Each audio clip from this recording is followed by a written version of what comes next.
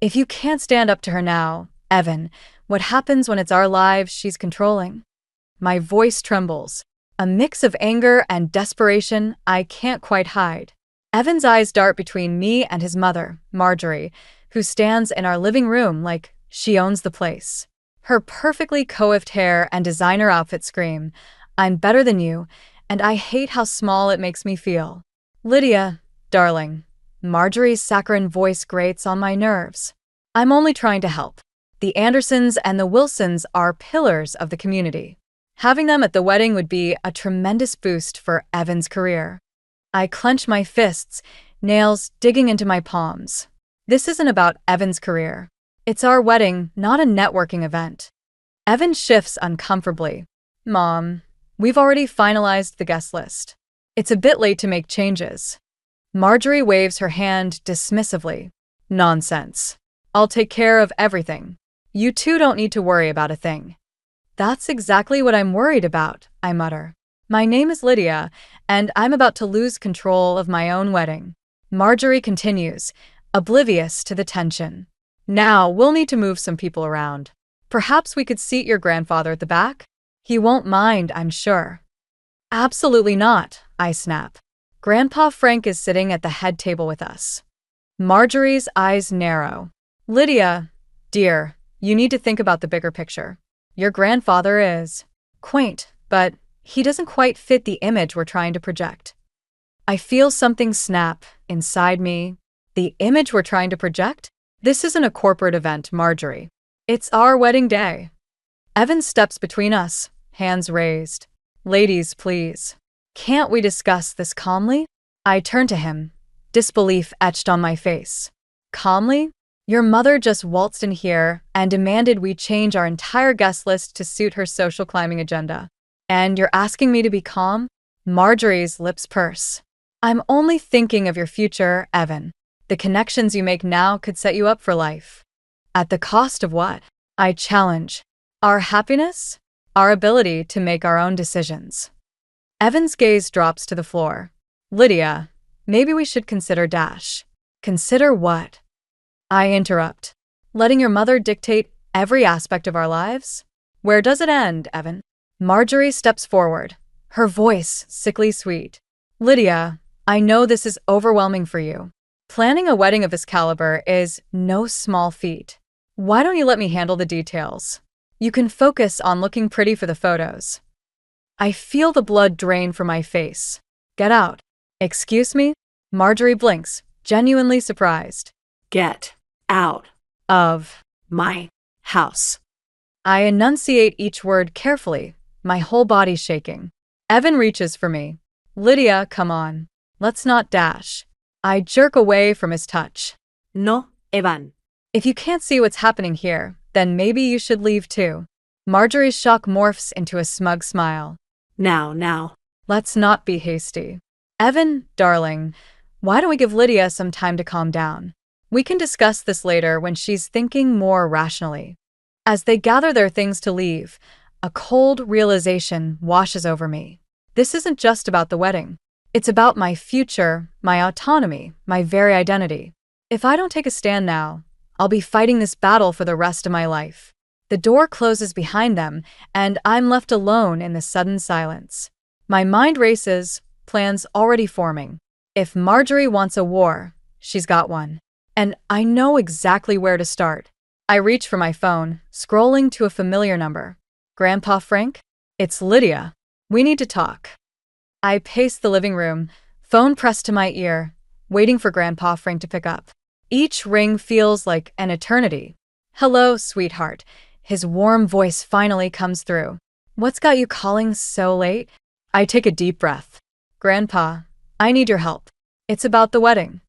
As I explain Marjorie's latest power play and my plan to counter it, Grandpa Frank listens patiently. When I finish, there's a moment of silence. "You're sure about this, Lydia?" he asks, his tone serious. "Removing family from the guest list is a big step." "I know," I reply, my voice cracking. "But I have to do something. If I don't stand up to her now, it'll never end." Grandpa Frank sighs. "I understand, honey. And I'm with you, whatever you decide. If you need me to step back, I will. His unwavering support brings tears to my eyes. Thank you, Grandpa. I promise I'll make this right. After hanging up, I sit at the dining table, the guest list spread out before me.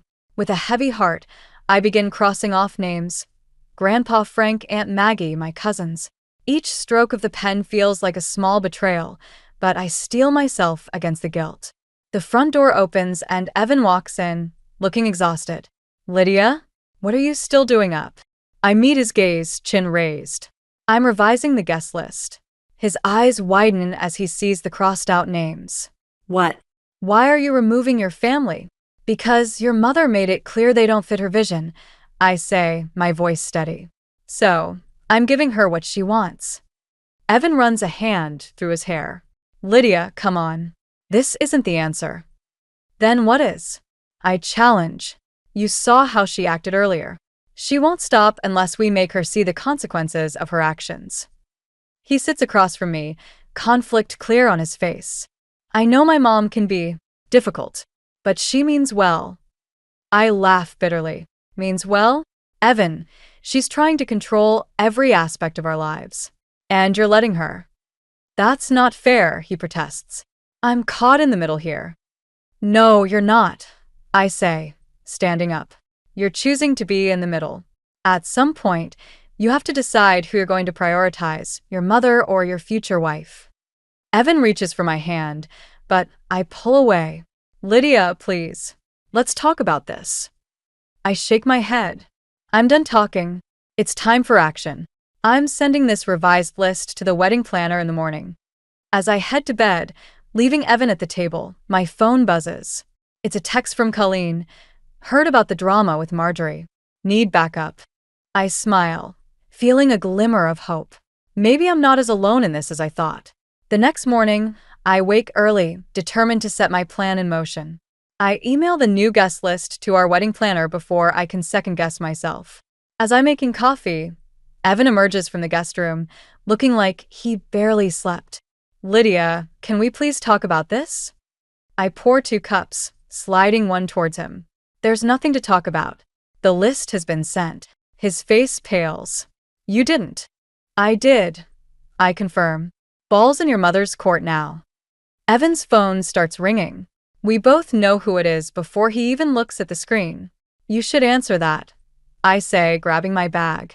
I'm sure your mother has a lot to say. As I head out the door, I hear Evan's tentative hello, followed by Marjorie's shrill voice.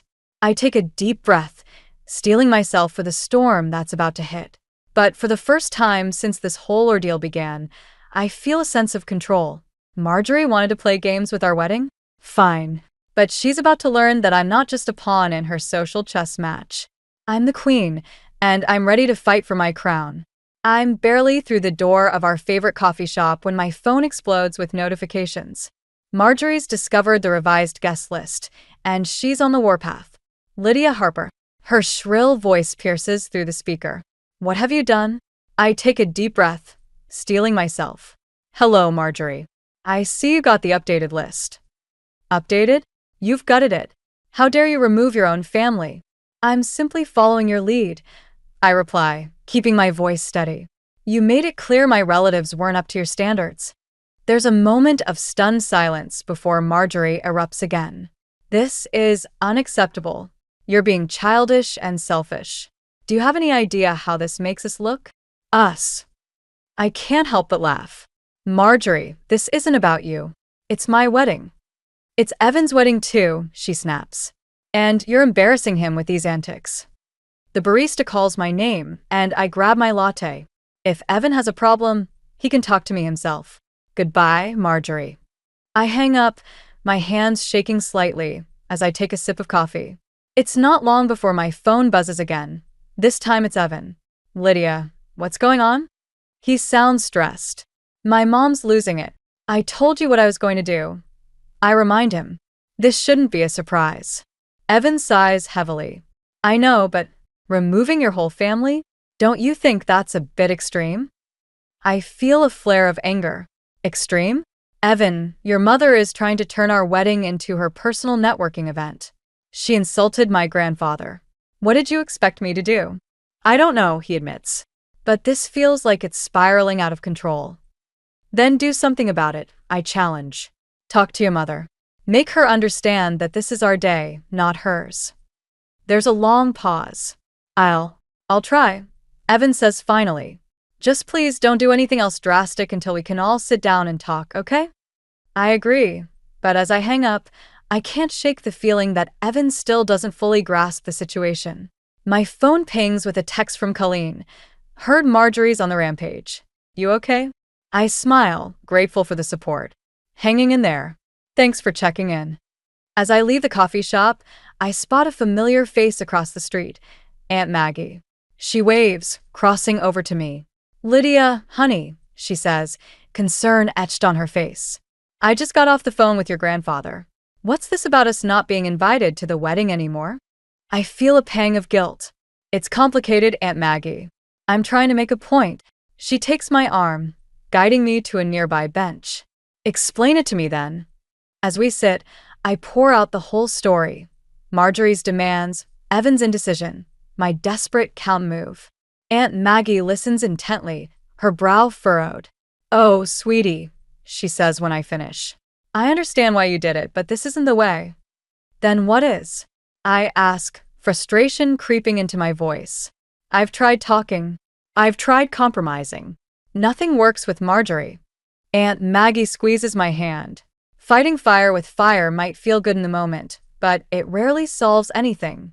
You need to rise above her pettiness, not sink to her level. I know she's right, but the thought of backing down now makes my stomach churn. I can't let her win, Aunt Maggie. I just can't. This isn't about winning or losing, Lydia. It's about starting your marriage on the right foot. And right now, you're letting Marjorie dictate your actions just as much as she's trying to dictate your wedding. Her words hit me like a splash of cold water. Have I really become so focused on beating Marjorie that I've lost sight of what's truly important? As if on cue, my phone buzzes with another call from Evan. I look at Aunt Maggie, suddenly unsure. She nods encouragingly. Answer it. Remember, he's caught in the middle of this too. Try to hear him out. I take a deep breath and answer the call, Aunt Maggie's words echoing in my mind. Maybe it's time for a different approach, one that doesn't involve playing Marjorie's game at all. I never thought I'd find myself hiding in a bathroom stall at my own engagement party, but here I am, trying to catch my breath and calm my racing heart. The muffled sounds of laughter and clinking glasses filter through the door, a stark contrast to the turmoil inside me. It had started as a lovely evening. Evan and I arrived at the country club, hand in hand, ready to celebrate our upcoming nuptials with friends and family. Even Marjorie seemed to be on her best behavior, greeting guests with a plastered-on smile. But then I overheard it, a conversation that shattered the illusion of peace. Poor Evan, a woman's voice had said, dripping with false sympathy. Marjorie tells me his fiancé is quite the handful. Apparently, she's been making all sorts of unreasonable demands about the wedding. Another voice chimed in. Oh, I know. Did you hear about the guest list drama? Marjorie says the girl actually uninvited her own family out of spite. Can you imagine? My cheeks burned with anger and embarrassment. I was about to confront them when I heard a familiar voice that stopped me cold. Mom, please, Evan pleaded quietly. Can we not do this tonight? Marjorie's reply was swift and sharp. I'm only trying to protect you, darling. You need to understand what you're getting yourself into with this girl. There's still time to reconsider. I waited, heart pounding, for Evan's response. But all I heard was a heavy sigh. That's when I fled to the bathroom, unable to face the room full of people who were probably all gossiping about me. A gentle knock on the stall door startles me out of my thoughts. Lydia? Are you in there? It's Colleen. I unlock the door, wiping at my eyes. Colleen takes one look at me and pulls me into a hug. I heard what happened, she says softly. Those old biddies have no right to talk about you like that. I pull back, anger flaring again. It's not just them. It's Marjorie. She's been spreading lies about me, turning everyone against me. And Evan. My voice breaks. He didn't even defend me. Colleen's eyes narrow. That spineless little. Want me to go give him a piece of my mind. Despite everything, I can't help but laugh. No, but thanks. I need to handle this myself. She nods, squeezing my hand. Well, whatever you decide to do, I've got your back. We all do, me, Grandpa Frank, Aunt Maggie. Don't let Marjorie make you think you're alone in this. Her words bolster my resolve. I take a deep breath, straightening my dress. You're right. I'm done hiding. It's time to set the record straight. As we exit the bathroom, I spot Evan across the room, looking anxious. Our eyes meet, and I see a flicker of guilt cross his face. Good. He should feel guilty. I make my way towards him, determination in every step. Marjorie, noticing my approach, swoops in like a vulture. Lydia, dear, she coos, loud enough for nearby guests to hear. Are you feeling all right? You look a bit overwhelmed. Perhaps you should go home and rest. I feel every eye in the room on us. This is it, the moment to stand my ground or let Marjorie win. I plaster on my sweetest smile. Actually, Marjorie, I'm feeling great. In fact, I'd love to address all our guests. After all, isn't that what this party is for? To celebrate Evan and me? Before she can object, I grab a nearby champagne glass and a spoon, clinking them together to get everyone's attention. Ladies and gentlemen, I begin, my voice steady despite my racing heart. I want to thank you all for coming tonight. It means so much to have you here to celebrate our love. I pause, meeting Marjorie's icy glare. And since we're all friends and family here, I think it's time we clear the air about a few things.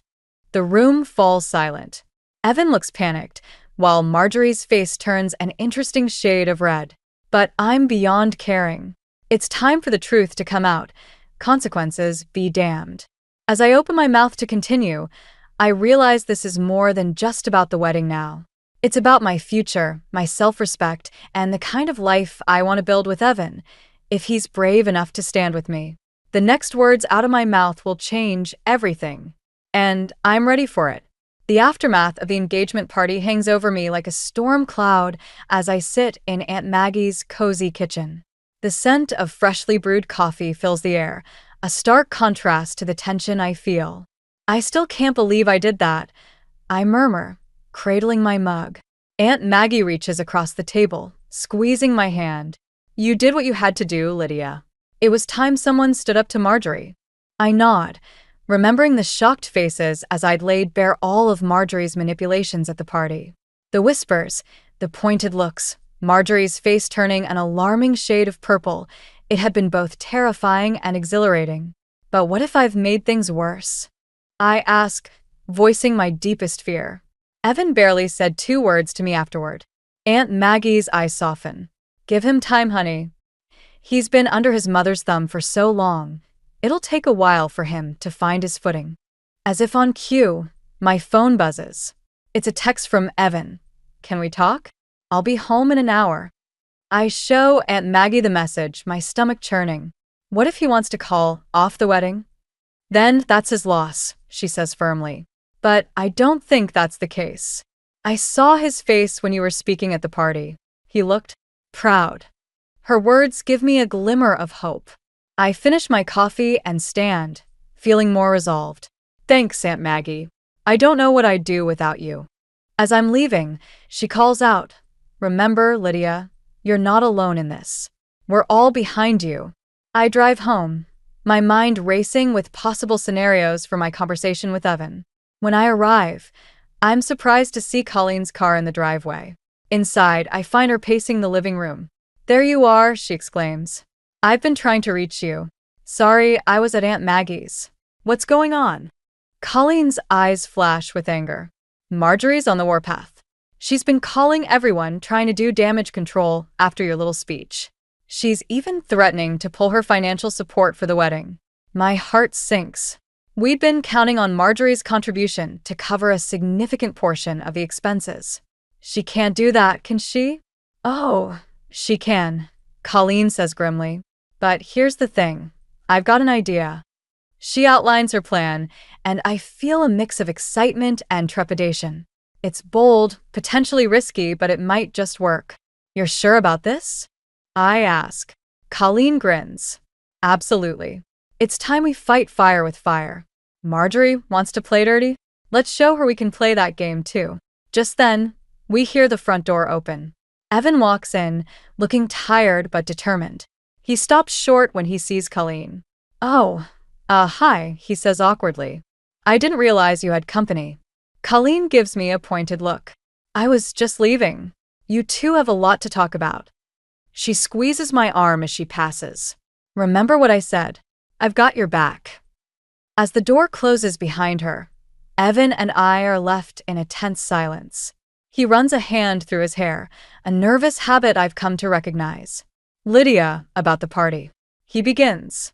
I brace myself, ready for whatever comes next. But to my surprise, Evan's next words aren't what I expected at all.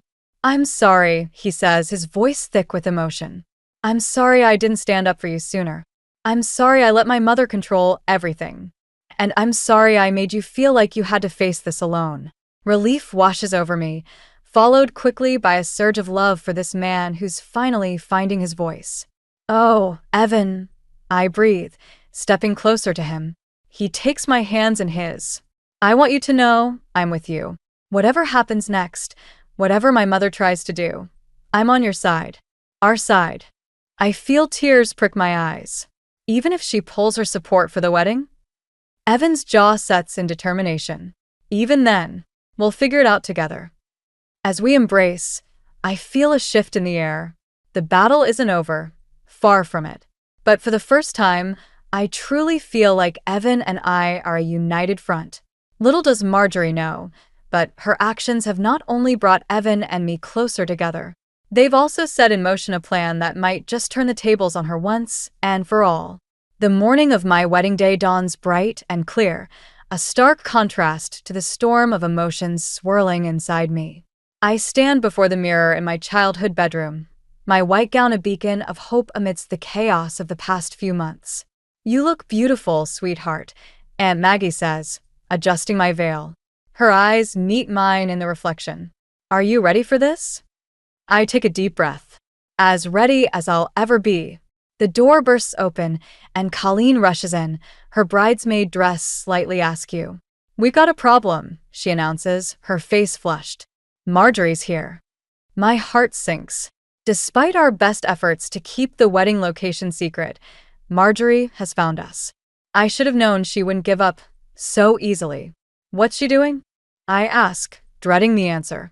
Colleen's eyes flash with anger. "She's trying to convince the caterers not to serve the food. Says there's been a change of plans." I clench my fists, feeling the familiar rage bubbling up. But then I catch sight of myself in the mirror, radiant, determined, a far cry from the woman who once cowered under Marjorie's influence. "Not this time," I say, my voice steady. "I've got this." I sweep past Colleen and Aunt Maggie, my dress rustling as I make my way downstairs. I can hear Marjorie's shrill voice before I see her, berating the poor catering staff. "I'm telling you, this wedding is canceled. You need to pack up and leave immediately." I round the corner, my presence silencing the room. Marjorie turns, her eyes widening as she takes in my appearance. "Lydia," she says, recovering quickly. "I see you're still going through with this farce." I smile, feeling a calm settle over me. "The only farce here, Marjorie, is your attempt to ruin our day." She steps closer, her voice low and menacing. "You've turned my son against me. You've humiliated me in front of my friends. Did you really think I'd let you get away with that?"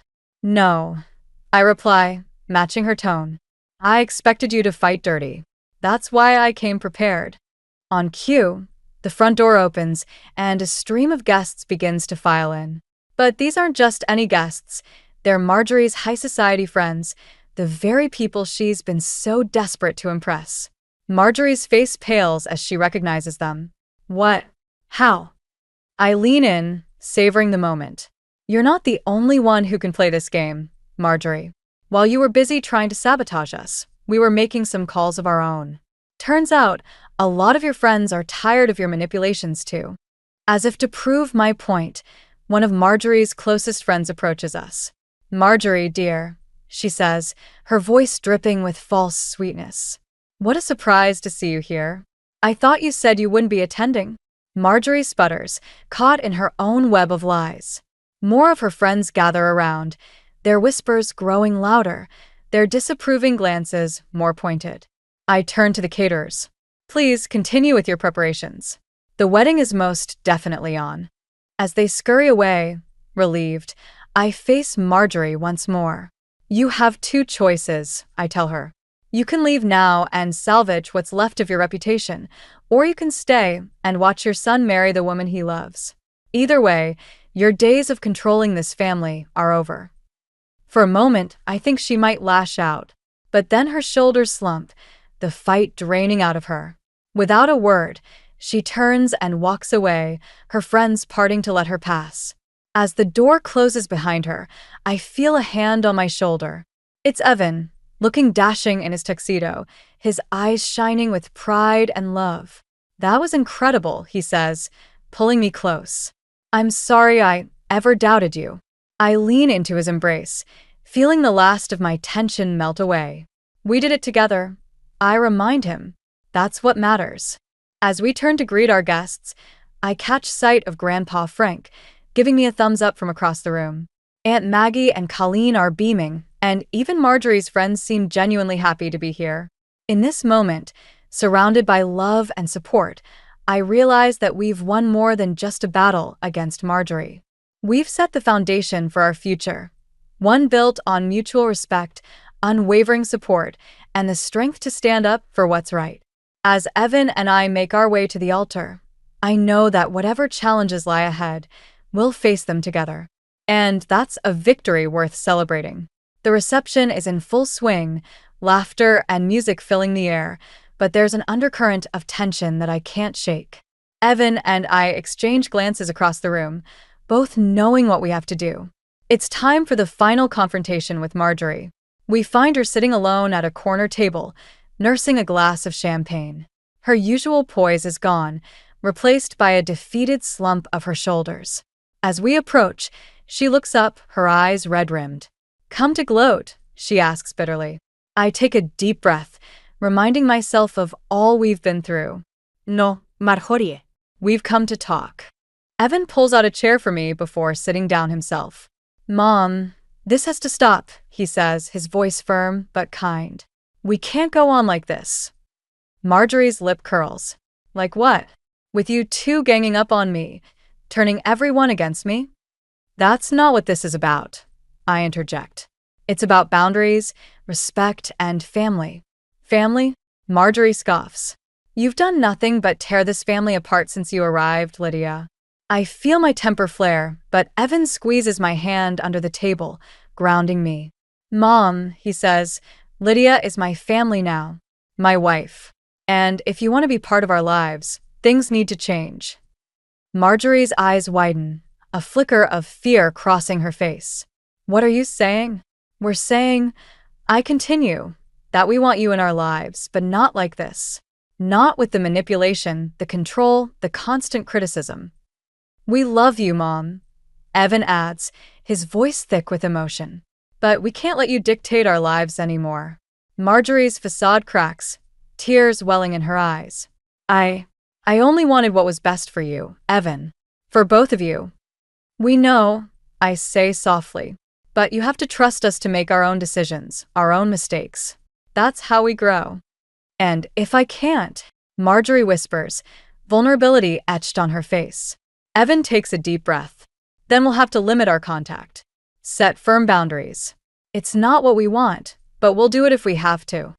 The weight of his words hangs in the air. Marjorie looks between us, realization dawning in her eyes. For the first time, I see her not as the formidable adversary she's been, but as a woman afraid of losing her place in her son's life. I don't know how to be any different, she admits, her voice barely audible. I reach across the table, taking her hand. You can learn. We can help you, but you have to want to change. Marjorie nods slowly, tears streaming down her face. Ido. I don't want to lose you, Evan. Either of you. Evan stands, pulling his mother into a tight embrace. Over her shoulder, his eyes meet mine, filled with a mix of relief and hope. As they pull apart, I stand too. This won't be easy, I warn. There will be setbacks, disagreements. But if we're all committed to making it work. I am, Marjorie says, surprising me with her earnestness. I'm sorry. For everything. It's not a magic fix, not by a long shot. But it's a start. As we rejoin the reception, I feel a weight lift from my shoulders. Grandpa Frank catches my eye from across the room, raising his glass in a silent toast. Aunt Maggie and Colleen are beaming, having witnessed the exchange from afar. Evan pulls me close as we make our way to the dance floor. You were amazing, he murmurs in my ear. I smile up at him. We were amazing. Together. As we sway to the music, surrounded by friends and family, I realize that this is what we've been fighting for all along. Not just our wedding day, but our future. A future where we stand united, facing whatever challenges come our way. Marjorie may always be a complex figure in our lives, but now there's hope for healing, for growth. And as I look around at the faces of those who've supported us through this journey, I know that whatever comes next, we won't face it alone. The music swells, and Evan dips me dramatically, both of us laughing. In this moment, I feel invincible. We've faced our biggest challenge and come out stronger. Whatever life throws at us next, we're ready. Together. The morning sun streams through the windows of our new home as I unpack the last of our wedding gifts. Evan wraps his arms around me from behind, planting a soft kiss on my cheek. Can you believe it's been a month already? He murmurs. I lean into his embrace, savoring the moment. Sometimes it feels like yesterday, other times it feels like a lifetime ago. We've settled into a comfortable routine in our new place, a modest but charming house that's all ours. No Marjorie-approved decor, no strings attached. Just us, building our life together. The doorbell chimes, interrupting our reverie. We exchange a look, knowing who it must be. Marjorie stands on our porch, a tentative smile on her face and a casserole dish in her hands. I hope I'm not intruding, she says, her voice lacking its usual commanding tone. Not at all, I reply, stepping aside to let her in. We were just finishing up some unpacking. As we settle around the kitchen table, I can't help but marvel at how different things are now. Marjorie's weekly visits have become a part of our new normal, each one a small step towards healing old wounds. I brought that spinach lasagna you liked from the rehearsal dinner, Marjorie says, pushing the dish towards us. Evan's face lights up. Thanks, Mom. That's really thoughtful. The conversation flows more easily now, punctuated by moments of awkward silence that grow shorter each time. We talk about Evan's work, my latest writing project, and Marjorie's new book club, safe topics that don't risk stirring up old tensions. As Marjorie prepares to leave, she pauses at the door. I wanted to thank you both, she says, her voice thick with emotion. For giving me another chance. For teaching me how to be better.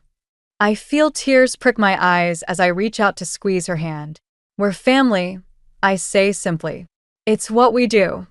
After she's gone, Evan and I curl up on the couch, processing the visit. She's really trying. Evan muses, a note of wonder in his voice. I nod, thinking of how far we've all come.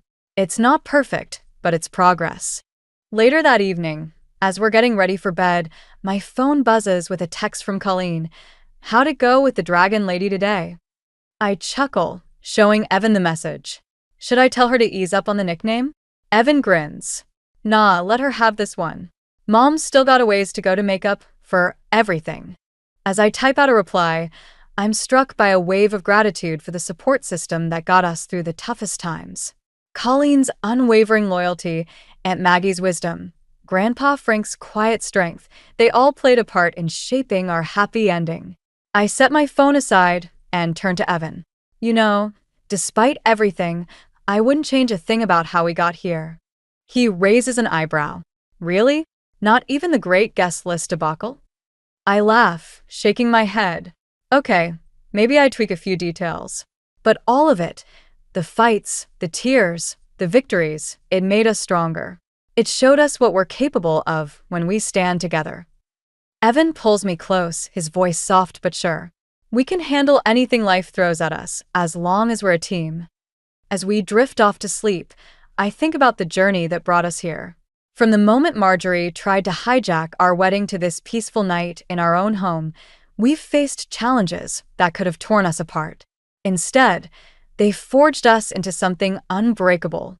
I realize now that our wedding was more than just a ceremony. It was a crucible, testing the strength of our love and our conviction. We emerged not just as husband and wife, but as partners, equals, ready to face whatever comes next. The road ahead won't always be smooth. There will be disagreements, compromises, and yes, probably a few more clashes with Marjorie. But we've laid a foundation of mutual respect and unwavering support. We've learned to set boundaries, to communicate openly, and to cherish the love that brought us together in the first place. As I feel sleep pulling me under, I smile to myself. Whatever challenges tomorrow brings, I know we'll face them the same way we've faced everything else, together, stronger than ever, ready to write the next chapter of our story.